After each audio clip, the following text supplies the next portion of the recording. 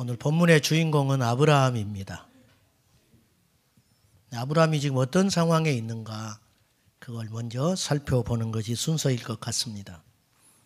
22장 1절을 한번 보겠습니다. 22장 1절은 이렇게 기록되어 있습니다. 그 일 후에 하나님이 아브라함을 시험하시려고 그를 부르시되. 도대체 어떤 일이 있었을까? 21장을 봐야 하겠죠. 어떤 일이 있은 다음에 하나님이 아브라함에게 찾아오셔서 말씀을 하셨는가? 21장에를 보면은 아비멜렉이라는 그랄 왕이 등장을 합니다. 이 아비멜렉은 왕입니다. 그리고 아브라함과의 관계가 과거에 그의 아내 사라를 빼앗길 뻔했던 사람이에요. 그러니까 이 아비멜렉의 위세가 어느 정도였냐면 한때 한 사람의 아내를 뺏을 만큼 강한 사람인 거예요. 그런데 그 아비멜렉이 군대 장관을 대동하고 아브라함의 집에 나타났습니다. 그리고 나타나서 하는 말이 화친 조약을 맺자는 거예요. 우리는 이렇게 잘 지냈지만 우리가 죽고 난 다음에 우리 후대에도 말썽나지 않게 잘 지내자. 그렇게 이야기를 해요. 누가 지금 더 세다는 말이에요? 아브라함이 힘이 센 거예요? 이 그랄 왕 아비멜렉이 힘이 센 거예요? 아브라함이 훨씬 요즘의 말로 하면 갑이에요. 갑. 아브라함이. 왜? 아비멜렉이 강했다면 아브라함에게 와서 사정을 이유가 없지요. 그리고 집에 찾아오질 않아요. 한 나라의 왕이 한 개인 집에 찾아왔다. 이건 대단한 겁니다. 더 흥미로운 것은 21장 25절 후반부에 보면 아브라함이 아비멜렉을 책망해요. 왜냐? 아비멜렉의 종들이 아브라함의 종들의 우물을 뺏었어요. 이걸 가지고 너 잘 만났다. 그러면서 혼을 내는 거예요. 책망했다는 거예요. 어떻게 왕을, 그것도 신하가 보는 앞에서 책망을 할 수 있을까? 이게 아브라함의 위상이에요. 현재 위상. 왕이 아브라함에게 찾아왔다. 그리고 화친 조약을 맺자고 먼저 제안을 했고 그 다음에 책망을 듣는데 꼼짝 못하고 듣습니다. 아브라함이 훨씬 강한 사람이에요. 경제적으로, 군사적으로 어느 것 하나 아브라함은 부족함이 없는 사람이에요. 우리가 이 땅에 살면서 부족한 것이 한두 개는 꼭 있거든요. 건강한 사람은 돈이 좀 부족하고 또 돈이 마진 가진 사람은 자식이 속을 썩이고 또 가정이 평화롭지 못하고 또 이러는 법인데 아브라함은 영적으로도 풍성했어요. 아비멜렉이 아브라함에게 하는 말이 당신이 무엇을 하든지 하나님이 당신과 함께하는 것을 내가 보았습니다. 그러니까 영적으로도 풍성하고 이 육적으로도 풍성한 거예요. 아브라함이 지금 유일하게 고민이 되는 것은 나이 먹어가는 것이 아까울 정도예요. 이 정도지 아브라함은 너무 태평하고 기쁘고 날마다 힘 있는 삶을 살고 있는 거예요. 아쉬움이 없는 거예요. 그때에 하나님이 아브라함에게 찾아오셨다는 겁니다. 그리고는 말씀하시는 게 2절입니다. 2절 봅시다. 여호와께서 이르시되 내 아들 내 사랑하는 독자 이삭을 데리고 모리아 땅으로 가서 내가 네게 일러준 한 산 거기서 그를 번제로 드리라. 하나님은 이 비껴가질 않아요. 전곡을 찔러버려요. 다시 말해서 너 중심에 내가 몇 번째냐? 그렇게 물어보는 거예요. 너 요새 살만하지? 너 요새 재미지지? 걱정 하나도 없지? 그런데 너 속셈을 좀 알아봐야겠다. 네가 무엇 때문에 기뻐하는지 알고 싶다 그 말이에요. 너에게 나는 몇 번째냐? 이거 하나님이 두드려 보는 거예요. 여러분 위기가 뭡니까? 건강이 없어지고 가난해지고 일이 안 풀리는 것만 위기가 아니에요. 영적인 위기도 있어요. 하나님과의 관계가 멀어지기 시작하는 거예요. 또 멀어지지는 않지만 예전 같지 않아요. 열정이 없어요. 우리가 다 경험해 봤지만요. 위기가 오고 고난이 오면 하나님과의 관계가 더 가까워질 때가 있어요. 시련이 오면. 다 경험해 보셨죠? 그런데 이상하게 일이 잘 되고 형통하면 기도하는 시간이 줄어들어요. 하나님과의 관계가 왠지 형식적이 돼가요. 이거 위기입니다. 지금 아브라함은 겉으로는 아무런 문제가 없게 강하고 태평성대를 누리는 것 같지만 하나님이 볼 때는 위기의 순간이에요. 그래서 하나님이 아브라함에게 찾아오셔서 그 마음을 두드려 보는 거예요. 우리의 이야기입니다. 남의 이야기 아니에요. 여러분에게 영적인 위기인가 진단을 한번 해볼 필요가 있어요. 첫째는 하나님이 여러분에게 목적이 아니고 수단이 되어 있다면 여러분 위기예요. 하나님이 전부여야 돼요. 하나님이. 그런데 하나님을 통해서 뭔가를 얻으려고 하는 거예요. 이건 위기라는 뜻이에요. 두 번째, 예배에 빠지는 것이 어느 날 아무렇지 않게 느껴져요. 이거 위기입니다. 이거 쉬운 일 아니에요. 절대 그냥 넘어갈 일 아닙니다, 여러분. 세 번째는 어느 순간부터 내 안에 영적인 기쁨이 별로 없어요. 즉, 기도하는 기쁨이 없어요. 기도하려는 마음, 기도하는 기쁨, 주의 일을 해야 하는 어떤 자발적인 기쁨보다 의무감으로 하고 있는 거예요. 이게 위기예요. 식어진 거죠. 식어진 거예요. 네 번째는 어느 순간부터 내 안에 염려와 걱정과 불평이 자리하고 있는 거예요. 남이 볼 때 나를 부러워하는데 나는 정작 행복하지 않아요. 이거 위기예요. 다섯 번째는 헌금하는 것이 아까워요. 하나님께 물질은 단순한 물질이 아닙니다. 헌금하는 것이 아까워지고 세상에 자꾸 눈이 가는 거예요. 뭔가를 사고 싶고. 근데 주님께는 인색해지는 거예요. 여러분 이거 위기예요. 저도 그럴 때가 있거든요. 목사인데. 위기입니다. 위기. 자꾸 세상에 눈이 가는 거예요. 영적 위기라고 하는 것은 하나님이 내 중심에서 밀려나 있는 상태예요. 그 위기입니다. 아브라함이 그런 상태에 놓여 있다는 걸 하나님이 보신 거예요. 그래서 하나님께서 아브라함에게 찾아오셔서 그 마음을 두드려 보는 거예요. 나는 너에게 몇 번째니? 그거 물어보는 거예요. 이삭을 누가 줬어요? 하나님이 줬어요. 잊지 마세요. 여러분 건강 누가 주신 거예요? 그런데 그 건강으로 하나님을 위해 살질 않아요. 우리가 이 세상에 올 때 맨주먹 쥐고 발가벗고 왔잖아요. 아무것도 내 것이 아니에요. 기억해야 됩니다. 사람들이 자식이 없으면 하나님께 매달려요. 자식 달라고. 그러니까 하나님이 자식을 줬어요. 자식을 받고는 마음이 달라져요. 이 자식이 하나님이 주셨다는 걸 잊어버려요. 내가 노력해서 얻은 줄 알아요. 그래서 자식을 잘 키워야겠다는 일념하에 하나님은 뒷전이 돼버린다니까요.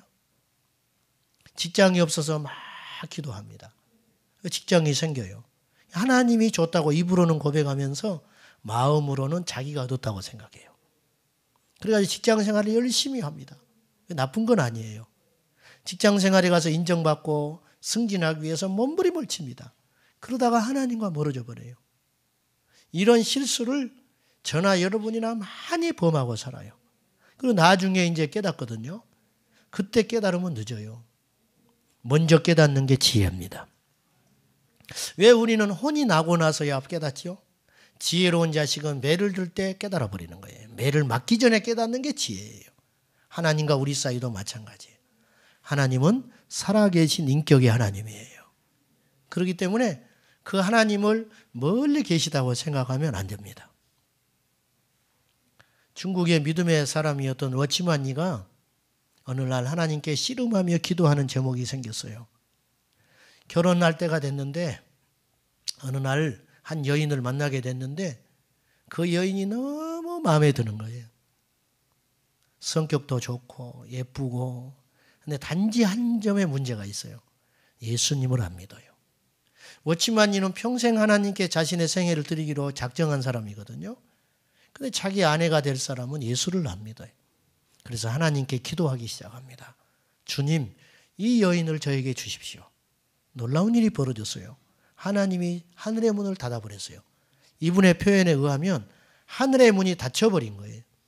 기도해도 응답이 없고 그전에는 그렇게 하나님이 기뻐하시는 것이 여겨지고 교통이 됐는데 이게 딱 일방적 관계가 돼버리는 거예요.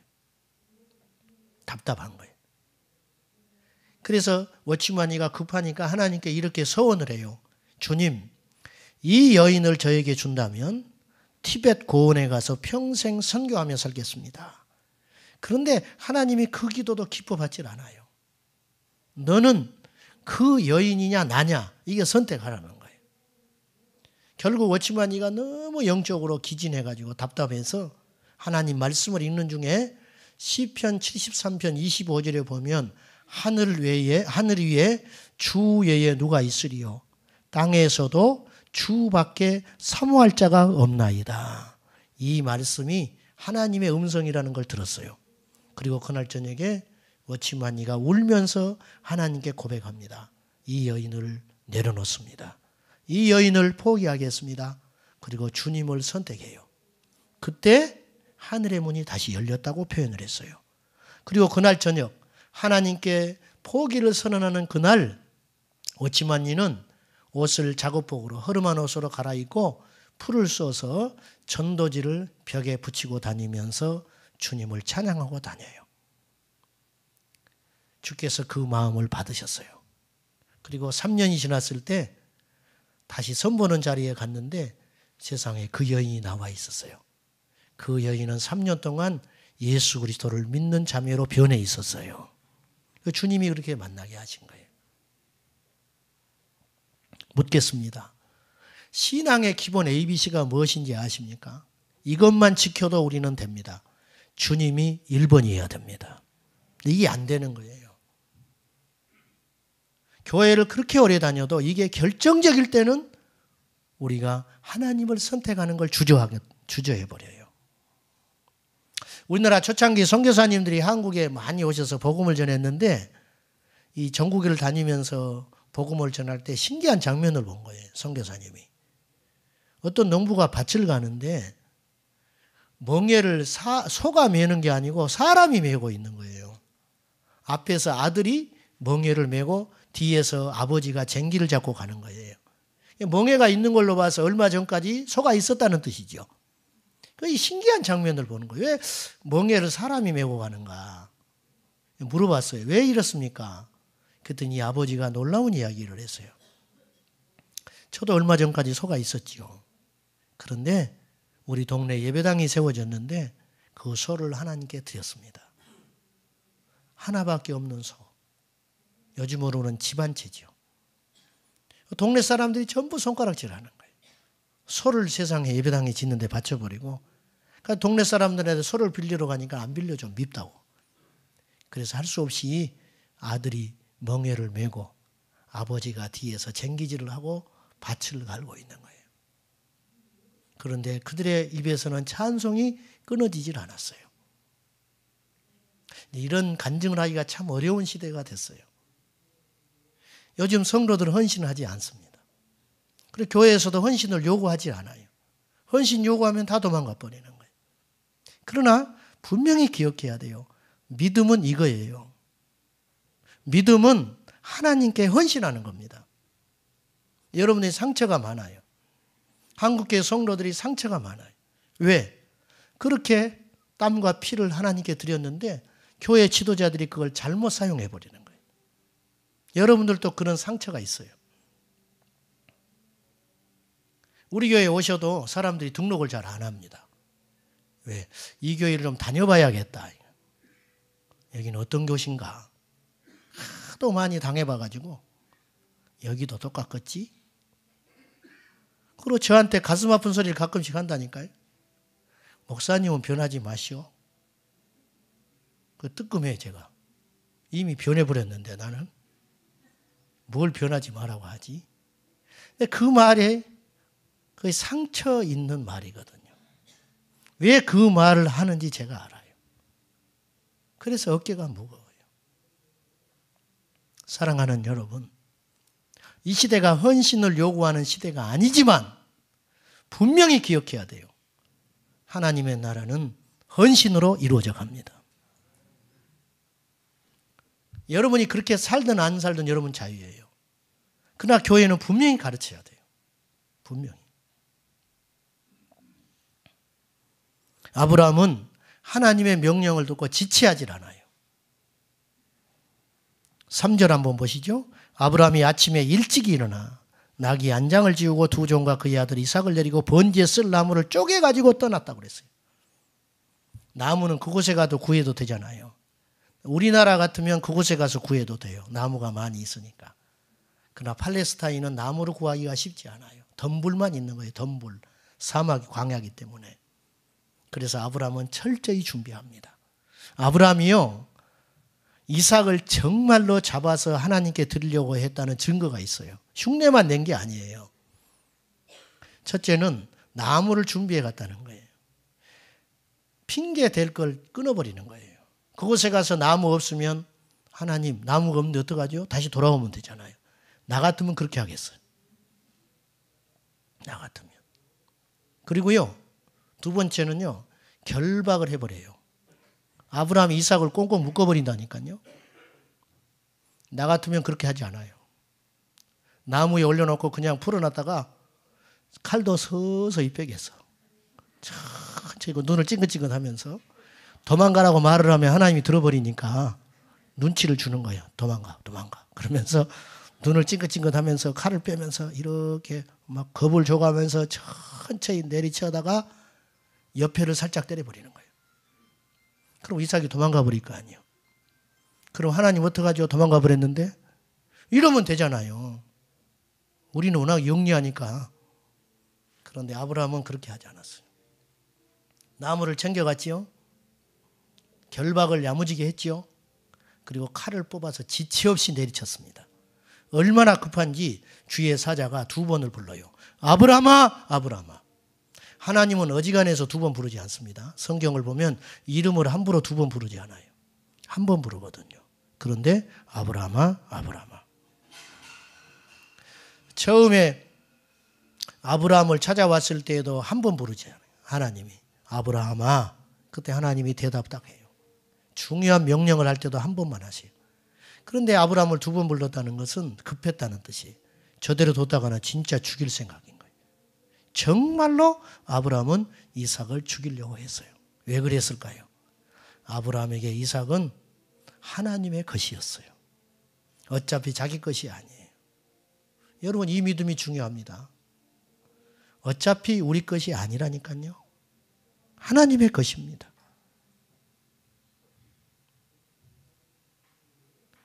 제가 종종 고백하지만 이해하고 들으십시오. 저는 가난이 재산이었던 사람이에요.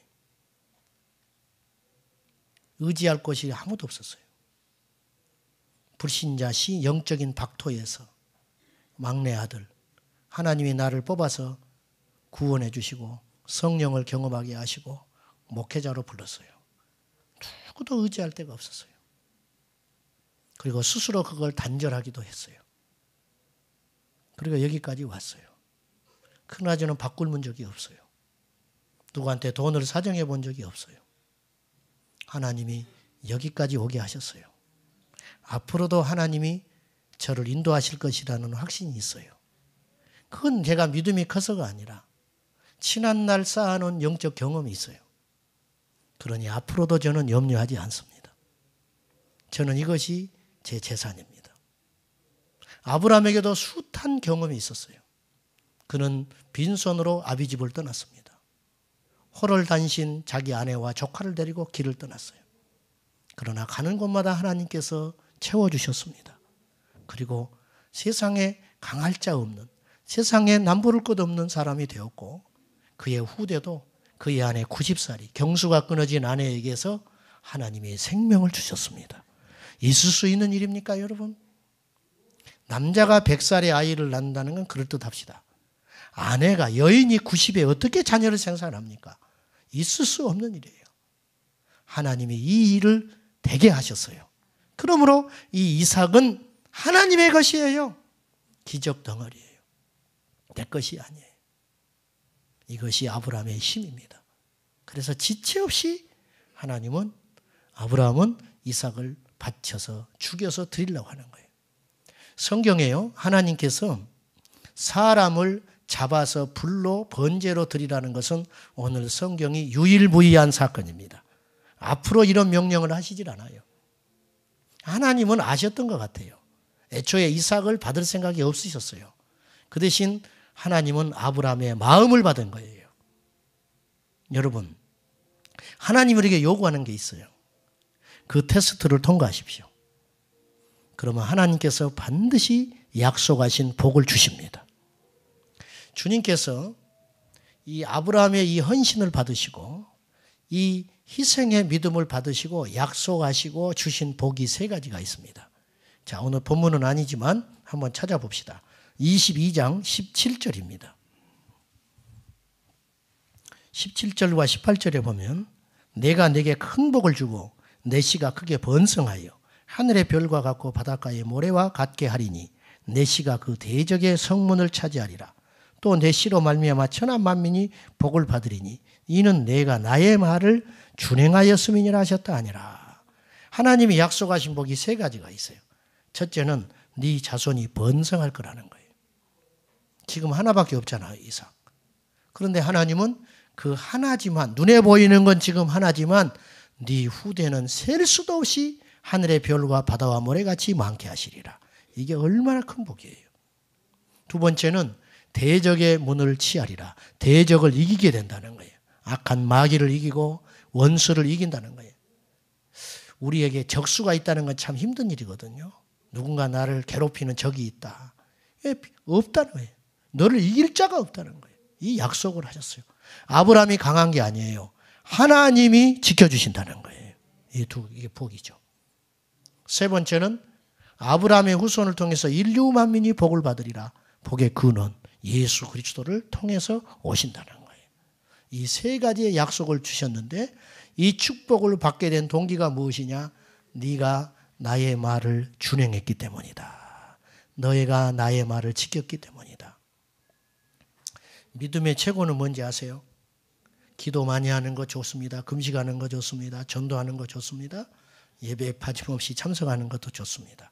다 좋은데 믿음의 근본, 제일 중요한 핵심은 이거예요. 하나님의 말씀에 순종하는 거예요. 그게 다 들어가 있는 거예요. 하나님의 말씀에 온전히 순종할 수만 있다면 우리가 주님께 믿음으로 살지 못할 이유는 아무것도 없는 것이죠. 우리가 이상해요. 이제 영적 행위는 한단 말이에요. 신앙 행위. 기도하고 뭐 이런 거. 그런데 정작 말씀은 안 들어요. 말씀은 순종하지 않는다니까요. 누가 효자입니까? 부모 말 잘 듣는 게 효자지요. 부모 말 잘 듣는 게 효자예요. 자꾸 어긋난 짓을 하면 아무리 세상에 나가서 똑똑하고 사람들이 자랑스러운 자식을 뒀다고 칭찬을 해도 부모의 마음은 타들어가는 거예요. 부모의 말을 듣질 않아요. 오른쪽으로 가라면 왼쪽으로 가고 아주 어긋난 짓만 하고 사는 거라. 그러면 이건 불효자지요. 불효자도 이런 불효자가 없는 거예요. 우리와 하나님의 관계가 마찬가지예요. 사랑하는 여러분, 믿음은 단순한 거예요. 순종하면 기적이 일어나요. 순종하면 하나님이 우리 인생 책임지십니다. 아브라함이 이 순종을 히브리서 11장은 기자는 믿음이라고 해석을 하면서 히브리서 11장은 믿음장이잖아요. 신앙의 영웅들이 다 등장하는데 제일 많이 거론된 사람이 아브라함입니다. 히브리서 11장을 읽어보면 많은 믿음의 영웅들이 나오는데 그중에 믿음의 최고가 아브라함으로 인정을 하는 거예요. 그때 히브리서 기자가 아브라함이 가졌던 믿음이 어떤 믿음이냐, 두 가지 믿음이 있었다는 거예요. 이삭을 바칠 때 첫째는 하나님의 약속을 믿는 믿음이 있었다는 거예요. 무슨 뜻이냐면 하나님이 이삭을 주시고 나서 약속하신 게 이 이삭을 통해서 네 후손이 번성하리라.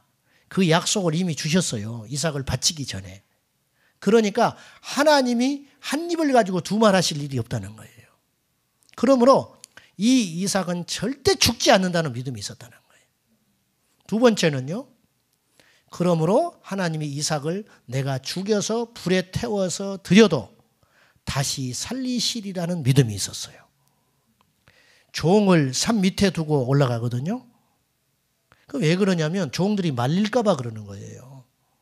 종들이. 이 노인이 칼을 들어서 자기 아들을 생으로 잡아서 불태워 죽이려고 하면 종들이 가만히 있겠어요? 정말로 드리려고 한 거라니까요. 그런데 아브라함에는 어떤 믿음이 있었냐? 어차피 이 자식은 하나님이 준 것이다. 기적으로 주신 것. 내가 죽여서 불에 태워도 하나님이 살리신다. 우리는 부활절을 지키고 예수님께서 부활하셨다는 걸 지식으로 들었기 때문에 죽은 사람이 다시 살 걸 믿는 믿음은 있어요.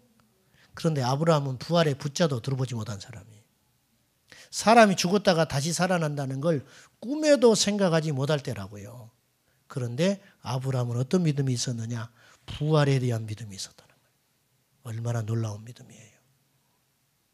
이 믿음에 주님이 응답하신 거예요.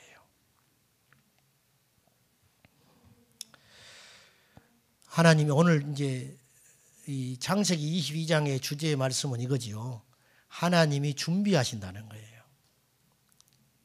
샤를 드 쿠포라고 하는 프랑스 사람이 있는데 이분은 아주 부유한 집에서 넉넉하게 태어났습니다. 그래서 아쉬움이 없이 자라요. 그러다가 우연히 모로코에 탐험을 하러 떠납니다. 그곳에 가서 하나님을 경험해요. 그러니까 누구한테 전도를 받은 게 아니고 자연 계시 속에 숨겨진 하나님을 이분이 체험을 해요. 그리고는 꼬꾸라져 가지고 예수 그리스도의 사람이 됩니다. 그리고는 이집트 사하라로 건너가 가지고 평생을 가난한 빈자와 함께 자기 생애를 다 바쳐요. 사하라의 불꽃이라는 책에서 이 샤를드 쿠프는 이런 고백을 해요. 어떤 사람이 쿠프한테 이런 말을 해요. 하나님을 온전히 믿는 데 있어서 제일 어려운 게 뭡니까? 그렇게 질문을 해요. 하나님을 믿는 데 있어서 제대로 믿으려는데 제일 어려운 게 뭐냐? 그저 쿠프가 이렇게 지체 없이 대답을 합니다. 그것은 하나님을 믿는 것이다 그래요. 이게 무슨 말장난 같죠? 하나님을 믿는 데 있어서 제일 중요한 게 뭐냐? 하나님을 믿는 거다. 우리가 가장 중요한 걸 놓치고 있어요. 하나님을 믿는다면 뭘 걱정합니까? 하나님을 믿는다면 무엇을 두려워합니까? 하나님을 믿는다면 누구를 사랑하지 못하겠습니까? 이게 안 되니까 인간의 냄새와 걱정이 앞서버리는 거죠. 돌아가신 한경직 목사님들 모임에 초청을 받아가지고 마지막으로 하신 말씀이 이 말씀이었어요. 사람들이 목사님들이 그 큰 종이 무슨 말씀을 하실까? 그 길을 쫑긋 세우고 숨죽이고 들었습니다. 그때 한 목사님이 이렇게 말하셨어요. 목사님들 예수 잘 믿으시오. 뻥 쪄버린 거예요. 이게 기본이에요. 우리가요, 예수님만 잘 믿으면 돼요. 안 믿는 사람은 예수 믿으면 되고요. 믿는 우리는 예수님 제대로 믿으면 돼요. 이 세상이 왜 시끄럽습니까? 교회가 왜 시끄러워요? 왜 예수 믿는 사람이 손가락질 받습니까? 예수 제대로 안 믿어서 그러는 거예요. 이 진리 중에 진리예요. 예수 잘 믿으면 돼요. 아브라함은 하나님을 제대로 믿는 사람이에요. 그러니까 다른 건 다 해결되는 거예요. 하나님이 우리가 믿음으로 나가면요, 우리의 인생을 책임집니다. 이 믿음이 있으십니까? 이 믿음이 재산이에요. 할렐루야. 이 믿음이 재산이라고요. 이게 안 되기 때문에 우리에게 문제가 쉼없이 일어나는 거예요. 한국 교회사를 보면은 성자라고 일컫는 박석순 목사님 이야기가 나옵니다. 이분은 이북에서 신사참배를 거절해서 2번이나 옥고를 치릅니다. 그래가지고 6.25 동란이 났을 때 공산당들이 잡으러 오니까 피해서 도망을 내려옵니다. 내려오다가 포탄을 맞아가지고 목을 관통해요. 그게 기적적으로 살아남아요. 그러니까 잠깐 내려온 것이 영원한 이별이 돼버렸죠. 그래가지고 전라남도 고흥의 길두교회라는 곳에 초빙을 받아서 평생 독신으로 목회를 하셨습니다. 그때 함께 뒷바라지하고 목회 사역을 하셨던 분이 우리 윤성식 집사님 어머니 되시는 김인실 전도사님이십니다. 그 전도사님이 오늘 지금 예배당에 와 계셔요. 90이 넘으셨는데 며칠 전에 이 전도사님을 뵙고 제가 생생한 간증을 들었습니다. 이 길뚝교회는 굉장히 한국 교회사에 유명한 교회입니다. 그 옛날에요, 12교회를 세웠어요. 그 주변에. 그 교인들을 흩어줬습니다. 그런데도 계속 그 교회는 부흥을 했어요. 그리고 유치원을 세웠고요. 수십 년 전에 학교를 세웠어요. 하루는 종살이하고 있는 일을 목사님이 찾아가서 이 종살이하고 있는 일을 너무 안타깝게 생각해가지고 어떻게 하면 이것을 다시 자유롭게 할 수 있을까? 쌀 17가마를 빚을 졌다는 거예요. 17가마 빚을 내가지고 이 사람을 자유케 해가지고 공부를 시켜줬어요. 여러분, 이것이 교회가 할 일이거든요. 사람을 세우는 거. 그리고 이민족이 달라지는 거예요. 셀 수도 없는 인재들이 나타나가지고 그 열매가 우리나라 곳곳에서 지금 꽃을 피우고 있어요. 그 교회 하나가. 하루는 이런 일이 있었대요. 우리 김전사님하고 목사님하고 목사님 어디 가자 그러더라고요. 한참을 갔어요. 어떤 밭이 나오니까 거기 앉아서 기도를 하는 거예요. 두 분이. 여기다 예배당을 지으면 좋겠다. 예배당을 지으면 좋겠다. 낯선 땅에. 한참 그 땅에 앉아 있는데 밭주인, 여주인이 나타났어요. 기분 나쁘잖아요. 모르는 사람이 자기 밭에 앉아서 기도를 하고 있으니까. 당신들 뭐 하는 거냐? 여기다 예배당을 세우면 좋겠어. 허허. 주인이 왜 나왔냐 그 시간에. 집에서 바느질을 하고 있는데 갑자기 가슴에 불이 붙었어요. 이게 성령의 역사입니다. 제가 준비하신 하나님을 이야기하려고 하는 거예요. 바느질을 하는 불신자의 마음에 성령께서 찾아오셨어요. 가지고 가슴에 불이 타니까 못 견디고 나온 거예요. 나와서 자기 밭에 오니까 낯선 분이 2사람이 기도를 하고 있는 거예요. 그리고 거기다 예배당을 짓겠다고 하는 거예요. 이런 어이없는 일이 어디가 있어요. 집에 좀 갑시다. 그러시오. 집에 갔어요. 집에 가서 다짜고짜 목사님이 이 땅을 파시오. 이 밭을 파시오. 누가 밭을 팔라고 하겠어요. 잠깐 기다려 보시오. 자기 남편한테 연락을 했어요. 남편이 아니 어떤 사람들이 와서 우리 밭을 사서 예배당을 짓는다고 그러는데 어떻게 하면 좋겠어. 미쳤네. 그럴 거 아니에요. 정상이라면. 이 남편이 뭐라고 그러냐. 당신 뜻대로 하소. 이게 하나님의 역사예요. 할렐루야.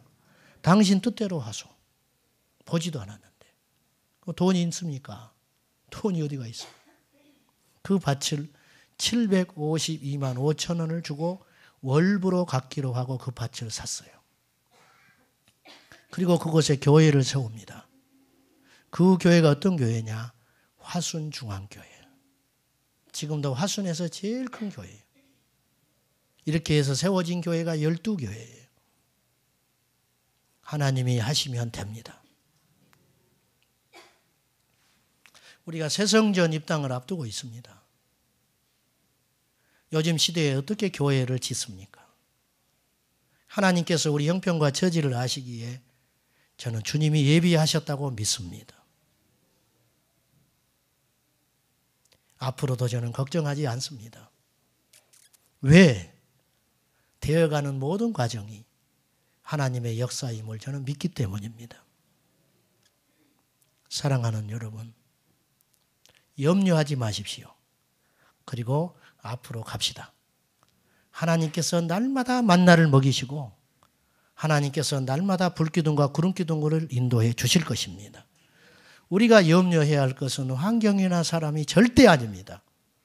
우리가 하나님을 내 중심의 1번으로 모시고 주님의 시야로 우리 교회를 보고 우리 성도들을 보고 내 목회 사역을 바라보면서 하나님이 기뻐하는 것이 맞다면 절대로 우리는 쓰러지지 않을 것입니다.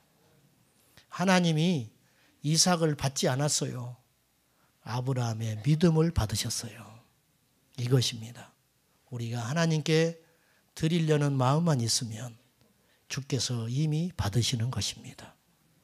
사랑하는 성도 여러분, 여기까지 도우신 하나님, 에베네셀의 하나님께서 여호와 일의 하나님 되어주셔서 앞으로도 우리를 도와주실 것입니다. 기도하십시다.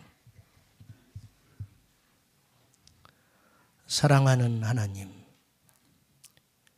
두려워하지 않겠습니다. 염려하지 않겠습니다. 불안해하지도 않겠습니다. 주님이 행하실 일을 기대합니다. 여기까지도 오신 하나님, 하나님께서 준비하여 주시고 친히 인도하신 그 길을 걸어가기를 소원합니다. 주여, 두려운 것은 주님이 우리에게 두 번째 되는 것이오니 오직 예수, 살아도 예수, 죽어도 예수, 예수 그리스도가 우리 심장에 1번 되게 하여 주시옵소서. 예수님의 이름으로 기도 올리옵나이다. 아멘.